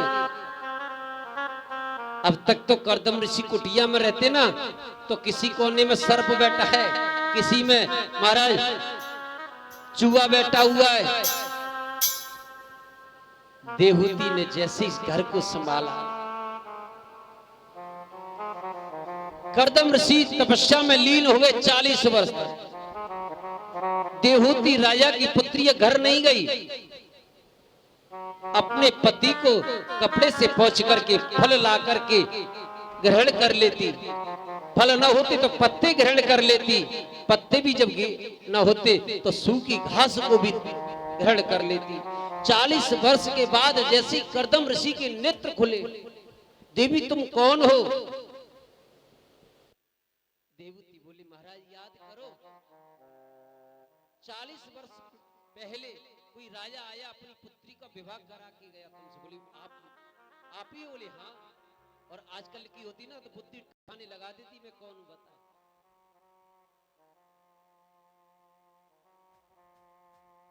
वो तो छोड़ के पहले ही चली जाती है आजकल की होती तो। पर देवहूति गई नहीं, निष्ठा से पूजा करी। कर्दम ऋषि ने एक तपस्या बल तप बल से एक सरोवर का निर्माण किया। देवहूति का हाथ पकड़ करके जैसे ही डुबकी लगाई, महाराज देवहूति 16 वर्ष की हो गई, कर्दम ऋषि 20 वर्ष के हो गए। अब तो गृहस्थ का आनंद लिया। यहाँ एक पुत्र की बात थी महाराज, यहाँ पहले 9 पुत्री हो गई। कर्दम ऋषि सोचने लगे हे प्रभु मैंने तो एक पुत्र की कामना करी, यहाँ तो 9 पुत्री हो गई। जो भजन करते ना सब भूल गए राग, भूल गए चकड़ी, 3 चीज याद रही, नॉन मिर्च लकड़ी। जब शादी हो जाए ना सब भूल जाए आदमी, सब थानेदारी भूल जाती है, शादी के चक्कर में पड़ जाए ना तो घर पर 3 चीज याद आती है, नॉन मिर्च लकड़ी लेके चलना है भैया। 9 कन्या को जन्म दिया, बोले कि मैं चलता हूं, तब बोले देवहूति बोली नहीं इनका विवाह करो, पहले जब पुत्र हो जाए फिर जाना। 9 पुत्रियों का बड़े बड़े ऋषियों के साथ विवाह किया। कर्दम ऋषि की जो पुत्री है ना, कोई अच्छे जो ऋषि थे ना, उनके साथ विवाही। माता अनुसुईया को आप जानते हो, ये भी कर्दम ऋषि की पुत्री है। 10वें संतान के रूप में स्वयं भगवान का प्रादुर्भाव हुआ। बोले कपिल जी महाराज की। अब तो कर्दम ऋषि बोले देवी तुम्हारी इच्छा थी पुत्र हो जाए, अब तुम पुत्र को संभालो, हम वन की ओर जाते हैं। तुरंत देवहूति ने घर को लीप करके पट्टा बिछायो और कपिल जी महाराज को बैठा लो। कपिल जी महाराज बोले कि मैया क्या कर रही है? बोले जो मुझे पहले कर लेना चाहिए वो मैं बाद में कर रही हूं। बोले क्या? बोले प्रभु ये बताओ जीवन में सुख कहां मिलता है? गर्भ में सुख मिलता है या बाहर सुख मिलता है? सांख्य शास्त्र को वर्णन किया। कपिल जी महाराज बोले मैया सुख तो कहीं है ही नहीं। अंदर गर्भ में जब बालक होता है ना, उल्टा लटका रहता है, मल मूत्र में पड़ा रहता है, गले में एक फांसी का सा फंदा लगा रहता है, नरहा का। मैया चटपटा खाती है, ठंडा खाती है, गर्म खाती है, जैसो खाती है वैसो बालक को यातना होती है। गर्भ में बड़ी यातना होती है मैया, अंदर सुख है ही ना है। जीव उल्टा लटका रहता है। भगवान से प्रार्थना करता है, हे प्रभु मुझे बाहर निकाल, मैं इतना भजन करूंगा फिर पुनः इस गर्भ में नहीं आऊंगा। उस समय भगवान की इतनी आराधना करता है, जब प्रसव होता है ना तो बालक फिर रोता है। बोले क्यों? हे प्रभु इससे तो अंदर ही अच्छा था, क्योंकि ये संसार की माया ने मुझे जकड़ लिया। बाहर भी सुख नहीं, भी अंदर भी सुख नहीं मैया, सुख कहीं है नहीं। संसार में सुख की कामना नहीं है, सुख तो है ही नहीं मैया। दीन कहे धनवान सुखी, धनवान कहे सुख राजा को भारी, राजा कहे महाराजा सुखी, महाराजा के सुख इंद्र को भारी, इंद्र कहे चतुरानन को सुख, ब्रह्मा के सुख विष्णु को भारी, और तुलसीदास विचार कहे हरि भजन बिना सब जीव दुखारी। जो हरि का भजन नहीं करता है वो सब दुखी है। हरि का भजन करना चाहिए, भगवान का भजन करना चाहिए मैया। सबसे पहले घर में भगवान को मंदिर होना चाहिए। घर बनाने से पहले एक मंदिर बनाना चाहिए।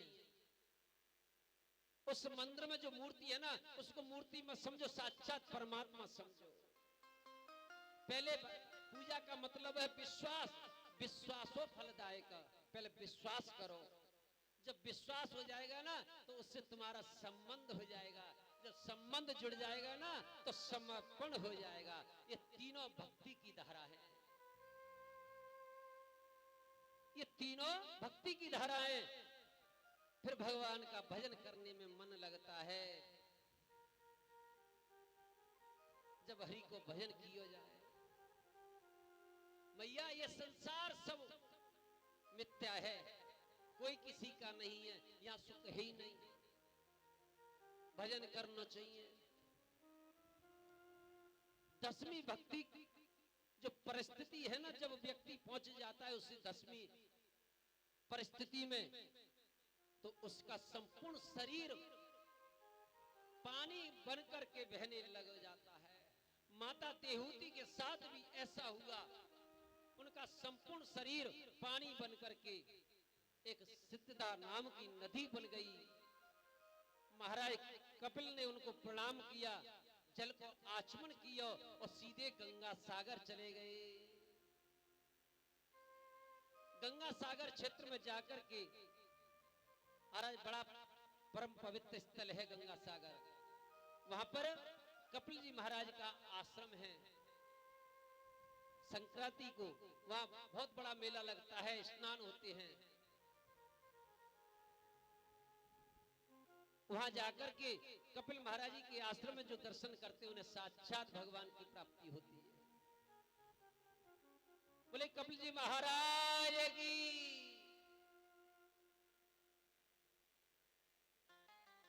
सुखदेव जी बोले राजन, माता देहूती का वंश आगे नहीं चला।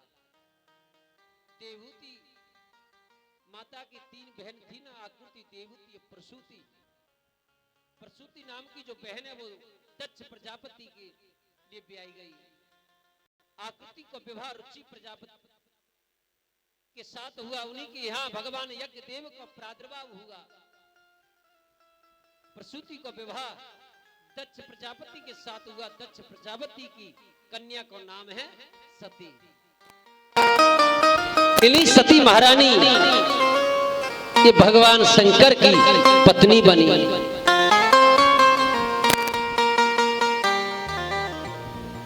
एक बार क्या हुआ, पहले ये दक्ष था, खाली दक्ष था, और ब्रह्मा जी ने इसको प्रजापति और लगा दिया। जाओ तुम प्रजा की रक्षा करो। तो दक्ष प्रजापति हो गया, पद मिल गया। जब पद मिल जाए ना, कोई मंत्री बन जाए तो वो मीटिंग करता है। तो ऐसे ही दक्ष प्रजापति मीटिंग के लिए सारे देवता बुलाए। उस मीटिंग में महाराज देवताओं के साथ ब्रह्मा भी आए और शंकर भी आए, सब बैठे हैं। और मालूम है, प्रजा तो सबसे पहले आती है, लास्ट में कौन आता है? मंत्री। तो लास्ट में, सबसे लास्ट में आए दक्ष प्रजापति, तो सब खड़े हो गए देवता। जब देवता खड़े हो गए, ब्रह्मा जी खड़े नहीं हुए, शंकर जी खड़े नहीं हुए। देखो एक बात बताऊं, हजारों की संख्या में लोग खड़े हो जाएं और एक खड़ा नहीं हो तो नेता की नजर सीधी पे जाती है, कौन है जो हमारे लिए खड़ा नहीं हुआ। ऐसे ही दक्ष प्रजापति की नजर भगवान शंकर पे गई। बोले देखो ब्रह्मा जी हमारे पिता हैं, परंतु शंकर जी क्यों खड़े नहीं हुए? अब तो दक्ष प्रजापति क्रोधित हो गया। अरे मैंने ब्रह्मा जी के कहने पर तेरे साथ अपनी पुत्री का विवाह कर दिया। अरे तू तो अमंगल है, मरघट में रहने वाला है, तू तो शमशान वासी है, भस्मी को धारण करता है। नंदी को क्रोध आया, भगवान ने शांत कर दिया। भैया ये ससुर है हमारे, ससुराल में गाली भी मिलती है, सबको ग्रहण किया जाता है ना। पहले तो गाली गाते ना ससुराल में, बोली हमें पहले गाली नहीं मिली तो अब मिल रही है, तुम शांत रहो। बोली आज से कोई भी इसको यज्ञ में स्थान नहीं देगा। सब जो बैठे ना ऋषि सब हंसने लगे भगवान शंकर के अपमान से। सब देवता चले गए, भगवान शंकर भी चले गए। इधर दक्ष प्रजापति सोचने लगा कि सबसे पहले मैं ही यज्ञ करूंगा और मैं यज्ञ में शंकर का स्थान नहीं दूंगा। उसने बहुत विशाल यज्ञ का प्रारंभ किया। सभी देवताओं के लिए, ऋषियों के लिए निमंत्रण पत्र भेज दिए। भगवान शंकर के लिए कोई पत्र नहीं भेजा। ये बात ऋषियों की पत्नियों को जब मालूम हुआ ना कि सती के लिए कोई पत्र नहीं भेजा है, पिता ने नहीं बुलाया है, तो जो पत्नी थी ना वो बोली कि महाराज कैलाश पर्वत पर रह करके विमान लेके चलो। जितने भी ऋषियों के विमान थे ना सब कैलाश पर्वत पर के उड़ रहे। सती बोली कि महाराज ये आजकल बड़ा विमान उड़ रहे हैं, कहां जा रहे हैं? ये देवता लोग कहां जा रहे हैं? भगवान शंकर बोले देवी कहीं नहीं जा रहे, ये तुम्हारे पिता के यहाँ जा रहे। बोली क्यों? बोली तुम्हारे पिता यज्ञ कर रहे हैं। सती बोली तो हमें भी चलना चाहिए। शंकर जी बोले देवी आपके पिता ने हमको नहीं बुलाया है, कोई पत्र नहीं भेजा है, इसलिए हम बगैर बुलाए नहीं जाएंगे। मायके की नीची नहीं सुन सकती, खाए बगैर रह जाए कहे बगैर ना मान। सती बोली वाह मेरे पिता ने कोई भेजा होगा, यहाँ आते आते कोई बच्चा कर गया होगा, कोई खा गया होगा, कोई जीव जंतु मर गया होगा। ऐसा हो ही नहीं सकता है, मेरे पिता मुझसे ज्यादा प्रेम करते हैं, मुझे अवश्य भेजा होगा बुलाने के लिए। पर तुम इतनी दूर रहती है, कैसे कोई आया होगा? अब तो सती को क्रोध आ गया, बाहर भीतर। जब पत्नी को क्रोध आता है ना तो होठ फड़फड़ाते। समझ लेना चाहिए कि क्रोध आ रहा है। भगवान शंकर समझ गए कि अब सती का क्रोध जागृत हो गया है, अंत समय आ गया है। भगवान शंकर बोले, देवी देखो, हमको नहीं बुलाया इसलिए हम नहीं जा रहे हैं। तुम उनकी पुत्री हो तो तुम जा सकती हो पिता के घर। जाओ, तैयार हो जाओ। तुरंत सती अंदर गई और पूरा महाराज अपना सूटकेस उठाए लाए। बोले चलो। भगवान बोले तैयार तो हो जाओ। बोले पिता के घर पे जा रहे, कहीं हम थोड़ी जा रहे। पार्टी में जाना हो ना 1 घंटा पहले तैयारी होंगी, और पिता के घर पे जाने की बात हुई ना 10 मिनट में तैयार होकर के झोला उठा के चलो बैठो। भगवान शंकर बोले जाओ, नंदी को भेज दिया, जाओ तुम इनके साथ जाओ, कोई अनर्थ ना हो जाए। जैसी सती दक्ष प्रजापति यज्ञ मंडल में प्रवेश किया, वहां सबसे पहले मैया से मिली। मैया ने तो अंक ली। जैसे यज्ञ मंडप में प्रवेश किया, वहां चारों तरफ देखो सब देवताओं के स्थान थे, भगवान शंकर को स्थान नहीं था। सती समझ गई, मेरे पिता ने मेरे पति का अपमान किया है, अगर मैं वापस लौट करके जाऊंगी तो क्या कहेंगे मेरे पति? इससे तो जल करके भस्म हो जाना चाहिए, क्योंकि मैंने अपने पति की आज्ञा का उल्लंघन किया है। यज्ञ मंडप की ओर जा रही है। दक्ष प्रजापति ने देखा ये आई है तो वो भी आया हो, तो दक्ष प्रजापति ने अपनी पुत्री की तरफ से मुख को मोड़ लिया और सती के शरीर में ज्वाला प्रकट हो गई। और ज्वाला प्रकट होते जैसे यज्ञ मंडल में जाकर के अपने शरीर को प्रलांत कर दिया, भस्म कर दिया। इस दृश्य को देख करके नंदी क्रोधित होकर के दौड़ लगा दी। तुरंत पहुंच करके कैलाश में भगवान शंकर से कहा, महाराज अनर्थ हो गया। बोले क्या हुआ? बोले सती जल करके भस्म हो गई। सो भगवान शंकर को इतना क्रोध जागृत हुआ, ओहो, क्रोध के मारे अपनी जटा को उखाड़ करके जैसी वीरभद्र नाम के प्रकट किया। बोले जाओ यज्ञ को विध्वंस कर दो। और वह महाराज तूफान की तरह आकर के उसने यज्ञ को विध्वंस कर दिया। जितने ऋषि असरे ना, सबकी दाढ़ी, किसी की मूंछ नोच दी। दक्ष प्रजापति का सिर लेकर के यज्ञ में ही डाल दिया। पूरी यज्ञ का विध्वंस हो गया। हाहाकार मच गई। सब देवता ब्रह्मा जी के पास गए। ब्रह्मा जी रक्षा कर। बोले क्या हुआ? बोले अनर्थ हो गया। बोले मैं कुछ नहीं कर सकता, चलो विष्णु के यहाँ। विष्णु के यहाँ ब्रह्मा जी देवता बह गए। भगवान विष्णु बोले मैं भी कुछ नहीं कर सकता। बोले सब ब्रह्मा विष्णु देवता मिलकर के कैलाश पर्वत पर गए। भोलेनाथ क्रोध में थे, भगवान शंकर क्रोध में थे, भगवान विष्णु, नारद, ब्रह्मा जी, देवता सब स्तुति करने लग गए। हे प्रभु तुम तो आस्तोष हो। भोलेनाथ कैसे हैं? भोले भाले, भोले भंडारी। पल भर में क्रोध, पल भर में भंडारी भर देते हैं। विष्णु भगवान बोले प्रभु अगर आज यज्ञ पूर्ण नहीं हुआ तो आने वाले समय में कोई भी यज्ञ नहीं करेगा। भगवान शंकर को मना करके लेकर के आए। अब यज्ञ की पूर्णाहुति हो कैसे? जब यज्ञ करने वाला ही यजमान ना हो तो कैसे होगा? भगवान शंकर बोले जाओ सिर लाओ और इनके लगाओ। सबसे पहले बकरा को सिर लगा दिया। दक्ष प्रजापति के किसको सिर लगायो? बकरा को। बोले बकरा को सिर क्यों लगायो? मालूम है क्योंकि दक्ष प्रजापति मैं करता। बोले ये कार्य मैंने किया है, ये कार्य मैं कर रहा हूं, ये मैं करा रहा हूं, मैं नहीं करना चाहिए। मैं शब्द बकरा ही अहंकार है, जीवन में अहंकार नहीं करना चाहिए। भगवान शंकर ने और नारायण ने, ब्रह्मा जी ने, सारे देवताओं ने मिलकर के उस यज्ञ को पूर्णाहुति कराई।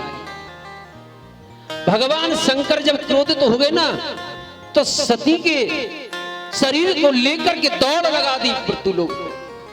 जहां जहां सती के अंग गिरे वहां शक्ति पीठ हो गए हैं।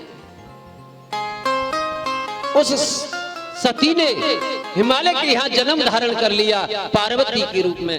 घोर तप किया शंकर प्राप्त करने के लिए। बोले हमें पति शंकर ही प्राप्त हो।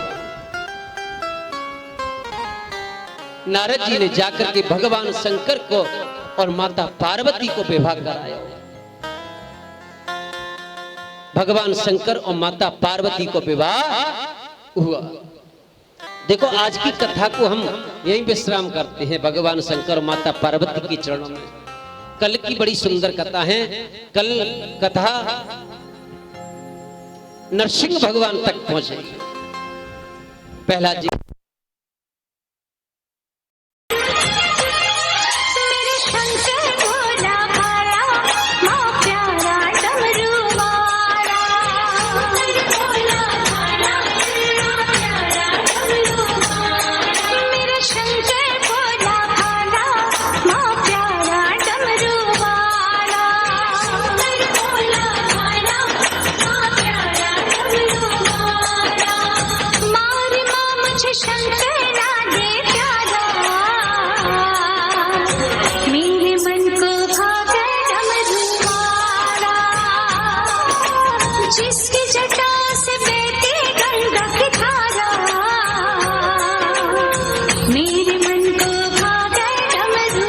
ताली बजाते हुए तालियों के साथ हो।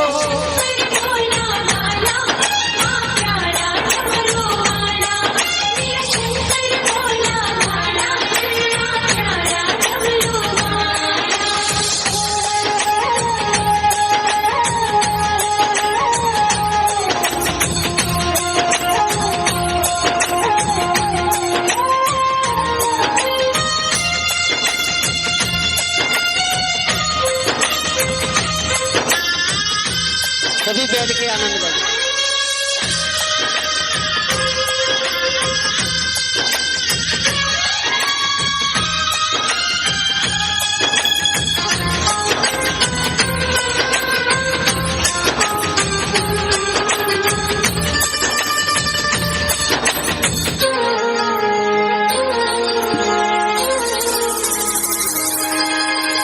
कोई यतन कर मुझको तो मिलवा तेरी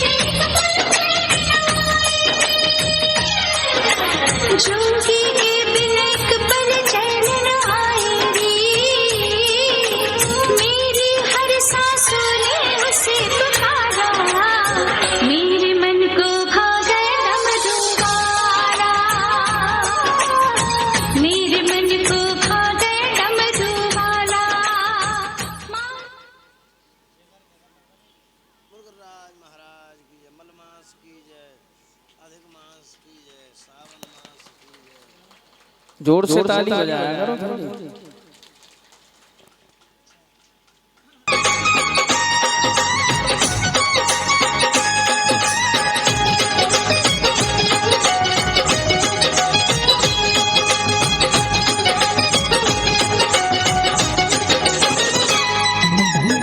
मेरा मन दिखा दे रे भोले, मेरा मन दिखा दे, हरिद्वार घूमना जाऊं मैं। मेले में केले गिरे गोरा न्यूतन ने समझाओ भोले, मेरा मन दिखा दे ने, हरिद्वार घूमना जाऊं मैं। मेले में केले गिरे गोरा न्यूतन ने समझाऊं मैं। भोले भोले गोरा हो ओ भोले गोरा हो अरे तुम्हारे भोले।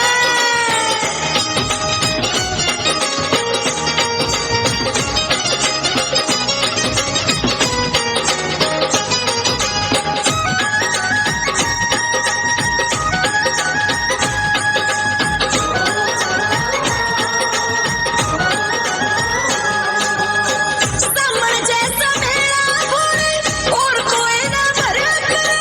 ओ बालकों की तरियां बता दे गोरा हट क्यों करया करे। समण जैसा मेरा भोले, और कोई ना भरा करे। ओ बालकों की तरियां बता दे गोरा जिद क्यों करया करे। घणे बिना तैजी कर रहा हो, घणे बिना तैजी कर रहा के गंगा जी में नाऊं मैं। आज नहीं से टाइम में कदे फिर नवा के लाऊं मैं। हाँ रे भोले गोरा हो ओ भोले गोरा हो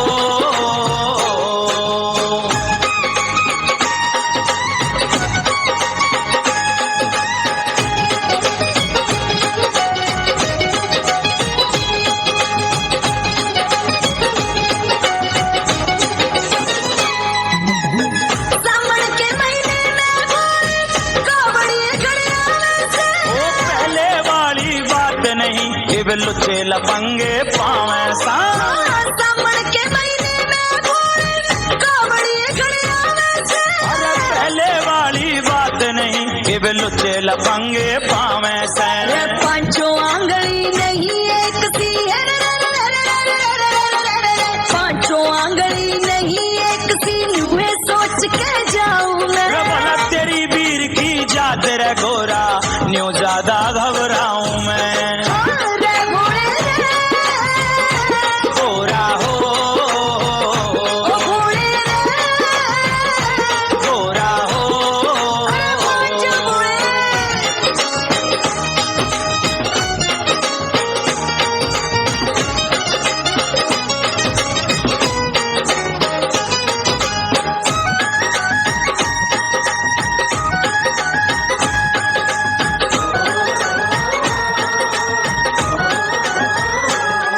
या इंद्राणी ब्रह्माणी लक्ष्मी, मेरा देखण जाया करे। अपनी अपनी सोच रे गोरा होड़ कदे ना लाया करे। इंद्राणी ब्रह्माणी लक्ष्मी, मेरा देखण जाया करे। भला अपनी अपनी सोच रे गोरा होड़ कदे ना लाया करे। रह जाए बिना मैं ना मानूंगी हो, जाए बिना मैं ना मानूंगी, मन की बात बताऊं मैं। ओ नंदी के संग चाली जातन और के जतन बताऊं मैं। ओ घोड़े गोरा हो ओ घोड़े गोरा हो अरे चल।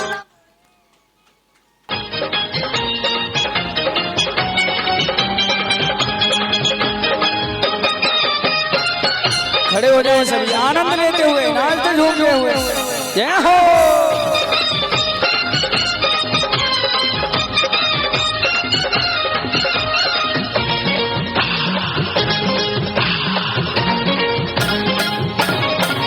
ना मैं खाऊं लाडू पेड़ा ना मैं मिश्री मलाई। ना मैं खाऊं लड्डू पेड़ा ना मैं मिश्री मलाई, ना मैं खाऊं लड्डू पेड़ा ना मैं मिश्री मलाई, ना मैं खाऊं लड्डू पेड़ा ना मैं मिश्री मलाई। घर में धरी हो तो घोट के तुला देना। गणपति महतारी सुन, गणपति महतारी एक लोटा भांग पिला देना। सुन गणपति महतारी ताली बजाते हुए जय हो। भांग पिला देना। काले काले लड्डू पेड़ा काले मिश्री मलाई, रे काले काले लड्डू पेड़ा काले मिश्री मलाई, काले काले लड्डू पेड़ा काले मिश्री मलाई, काले काले लड्डू पेड़ा काले मिश्री मलाई। मेरी दुखे तो कलाई तू सतावे ना। ओ गणेश के बापू बोले ना, ओ गणेश के बापू मेरे भंग गुटवा देना। ओ गणेश के बापू मेरे भंग गुटवा देना।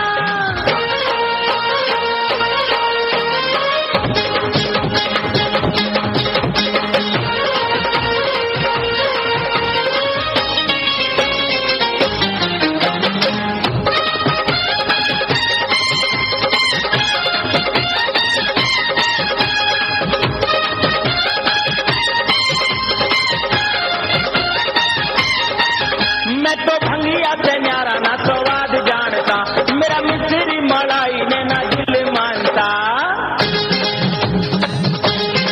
ओ मैं तो भंगिया से न्यारा ना स्वाद जानता, रह मेरा मिश्री मलाई ने ना दिल मानता। मेरी सुन ले गोरा ना और मेरा दिल बेकरार, धनी ना तू एक पाव ही मंगा देना। गणपति महतारी सुन, गणपति महतारी एक लोटा भांग पिला देना। ओ गणेश के बापू मेरे भंग गुटवा देना।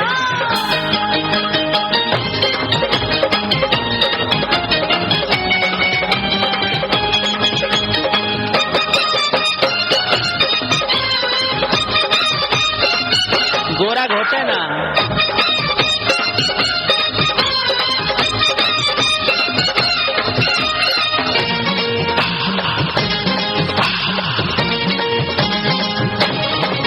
भंग घोटू नगारी में जोड़ू सुहाग, चली जाऊं मैं पियर सुना भोलेनाथ। भंग घोटू नगारी में जोड़ू सुहाग, चली जाऊं मैं पियर सुना भोलेनाथ। मेरा कतना ख्याल तेरी आंखों जलाल, तेरी याद पिया मने सुहावेना। ओ गणेश के बापू जल्दी बोले ना। ओ गणेश के बापू मेरे भंग गुटवा देना। ओ गणेश की मम्मी एक लोटा भंग पिला देना।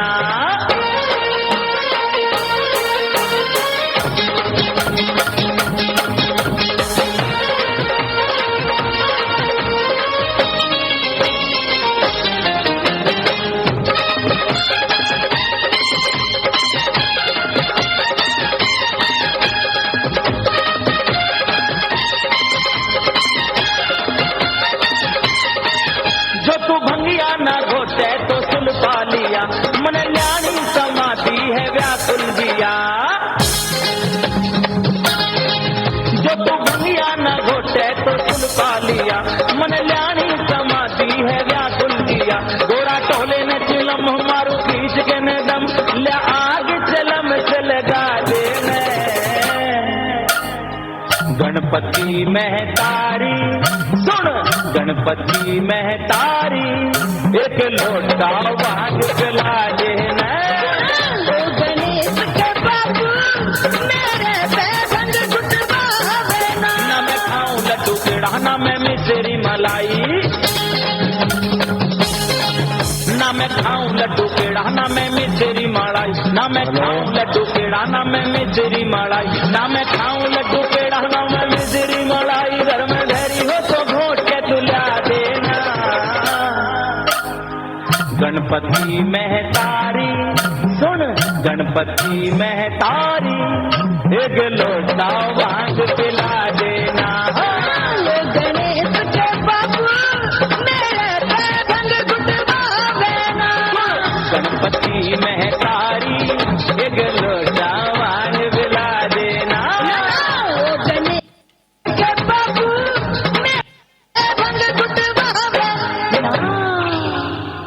बोल भोले बाबा की।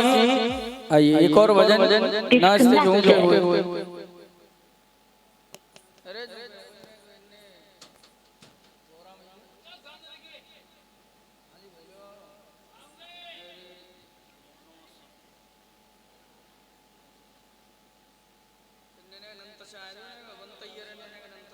पंत कर पकड़ के, अभी यहाँ रुक जा, चार तो है जा।